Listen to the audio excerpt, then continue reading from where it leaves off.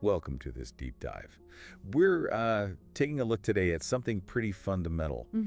These layers we all live through, the roles we play, and maybe what's sitting a bit deeper inside. Right. So the big question is, what happens when we actually just pause? Like really pause and tune in to what's, alive in us right now, underneath all the ways we show up in the world. That's such a vital question, isn't it? Because so much of our daily life is really dictated by these, well, you could call them masks or hats we wear. Hats, yeah. We put them on. Sometimes we know we're doing it. Sometimes it's totally unconscious. And they color everything. Exactly. And these hats, these roles, they're not inherently bad things, right? Sometimes you need them. Oh, absolutely. Functional. But it's fascinating how they get shaped, by external stuff, pressures, stories we just kind of absorb. Think about it for a moment if you're listening. Can you remember a time when you felt like you were just going through the motions? Yeah. Maybe there was this feeling of, I don't know, a gap. Yeah. Between the outside presentation and what was actually going on inside. Okay. That distance. It can be a real signal, and it ties into this idea, this Gestalt concept, that we adopt these identities, these roles to get by. Right. But the tricky part is how they can become so ingrained, so fixed, that we forget they're just roles. We forget they're temporary or just one part of us. Yeah, it's like you put on the costume for the play, and then you forget you're an actor. Exactly. You start to believe you are the role. And that brings up a really good point for everyone listening to maybe just check in with. Yeah. When was the last time you connected with that part of you that's just there, outside of the job title, the family role, whatever it is? Without the need to perform. Yeah, without needing to fit in or measure up. The example of Sarah, it really paints a picture of this, doesn't it? Outwardly, everything looks great. Successful professional. Got it together. Check. But inside, there's this little whisper, right? Is this really me? That tightness she feels in her chest, that nagging doubt. It's such a clear sign of that internal conflict. And you see how her original dream, wanting to be a writer, it got kind of nudged aside. Practicality, maybe parents saying, oh, this is a more stable path. Well-meaning advice, often. Totally. But it shows how those outside voices, even positive ones, can sometimes steer us onto a track that later feels like a cage. Does that resonate at all? That feeling of maybe following someone else's script or not quite stepping into your own truth? And it's not just those huge life choices, is it? It's the smaller things, too, like being known as the good listener. Oh, definitely. Or the responsible one. Yeah. These labels, they seem positive, but they can become these roles we feel we have to play to belong, to get that connection we crave. We build this whole identity around upholding that expectation. It's so subtle, isn't it? You're just trying to be helpful or reliable. Right. And suddenly you're juggling all these identities, and it's like, wait, where am I under all this? Which brings us to something really core in this approach. The focus on the here and now. Yes. That present moment awareness. It sounds simple, but just taking a breath. Feeling your feet on the ground, noticing what's actually happening in your body. It's like a way to gently pull back the curtain on all the mental chatter. Yeah. And just be with what is. And from that place, the question can land differently. What are you holding on to right now that maybe isn't actually yours? Beliefs. Fears. Even the roles themselves. And the key really is approaching this with curiosity, not judgment. That's crucial. It's not about beating yourself up. No, it's just observation. Noticing, oh, interesting, I do that. That simple act of seeing without criticism, it's often the first real step towards change. Because then we might start to notice what gets called the shadow self. Those parts we push away. Anger, maybe, or vulnerability, things we think are unacceptable. Right. And the thing is, they don't just vanish when we deny them, do they? Not at all. They influence us anyway, unconsciously. Maybe in those unexpected reactions we have, or feeling drained without knowing why. Like Sarah zoning out in meetings, you mentioned. Yeah, or feeling that twinge of envy for people who seem so authentic. And then feeling guilty about feeling dissatisfied. It's that whole tangle. It really is. The part of her longing for something real bumping up against the image she feels she needs to project. And there's that paradox. The harder we try to squash those shadow parts, the more power they seem to gain. It's counterintuitive, but bringing them into awareness, just acknowledging, there's that feeling again, it actually loosens their grip. Which loops right back to that present moment. What are you noticing right now? Such a direct question. It cuts through the noise. And it's funny, isn't it, how even trying to be the perfect podcast host or the perfect listener right now, trying to get it right, that's another role. It absolutely is. And that leads to this idea of contact, which is really about meeting yourself, just as you are, without the agenda of needing to fix or change anything immediately. Just being with what's there. Yeah. And asking, who am I underneath all these layers, these masks? It can feel, well, a bit scary, actually. Because the answer might not fit neatly into a box. Exactly. There's a certain safety in the familiar roles, even the uncomfortable ones. Stepping outside that, even just in your mind, feels like new territory. But there's freedom in that too, isn't there? The idea that you don't have to fit. That's it. You're allowed to just be messy, imperfect human. Take up space as you are. And a really key takeaway here is that these roles, they aren't just problems. They actually hold information. Clues. Valuable clues. So instead of criticism, it's about curiosity. What's this role protecting me from? What need is it trying to meet? That feels like a much more compassionate way to approach it. It shifts everything from judgment to inquiry. Much more generative. So then we dive a bit deeper, right, into exploring these shadows. Those moments, something just catches you off guard. Yeah, those fleeting feelings or thoughts that pop up seemingly out of nowhere. The idea of the figure emerging into awareness. Right, the figure rising from the background.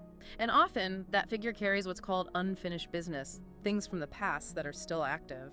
And the cycle of experience comes in here too, that flow. Exactly. Sensing something, becoming aware, getting ready to act, acting, and then resolution, completion. But if that cycle gets interrupted, Then we get stuck. yeah, The energy remains incomplete, lingering. like Sarah's tight chest. Maybe that's the physical echo of those unexpressed creative dreams. It could well be. It shows how these unresolved things aren't just memories, they're living energies affecting us now. It really makes you think, doesn't it? Those times you left a project half done or didn't have that difficult conversation, there's often that lingering something. A background hum of unease, maybe? And this leads us to look at how we avoid dealing with this stuff, our mechanisms of avoidance. Ah, yes. The ways we sidestep the uncomfortable bits. Perfectionism is a big one. Huge. Or just staying constantly busy, deflecting, changing the subject when things get too real. We see that with Sarah, right? Overworking, zoning out with TV. Steering clear of talking about anything she's truly passionate about. It makes sense, Avoidance is often learned as a way to cope, to survive. Absolutely. It served a purpose once, but then it can start to box us in. Which raises that gentle question. Are you perhaps ready to think about letting some of that go? Even just a little bit? Yet the mind-body connection is so central here. That idea of trying on a role, feeling it physically. Yes, feeling the weight or constriction of it. And then stepping out and noticing the shift. It's such a direct experience of how our bodies hold our emotional truth. It bypasses the mental defenses sometimes. Sarah's stomach pain. Her body is almost screaming what her mind won't fully acknowledge. I can't keep doing this. It's powerful. Our bodies don't lie, do they? They really don't. Then we look at things like projection, seeing our own stuff in other people. Like criticizing someone else for being lazy, when maybe we're denying our own need for rest. Exactly. And introjection, swallowing whole messages from the outside, believing things like, you should always put others first, without ever really questioning if you believe it. These are so sneaky, they just twist how we see reality. Projection stops us owning our feelings, and introjection makes us live by someone else's rules. And it becomes so hard to know what we actually want, what we genuinely feel.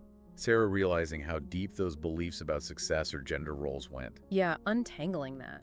It's challenging work, but so necessary for reclaiming yourself. And the simple act of becoming aware, that seems to be the turning point. Awareness is transformative because once you see a pattern, once you notice the avoidance or the projection, you create space around it. It's no longer just you, it's something you do. Like noticing the cracks in the mask. Beautiful analogy, yes. You see Sarah starting to catch herself. Yeah. Saying yes automatically when she means no. Rehearsing conversations in her head. That awareness starts pulling back the veil. But, and this is important, awareness alone isn't always enough, is it? Right.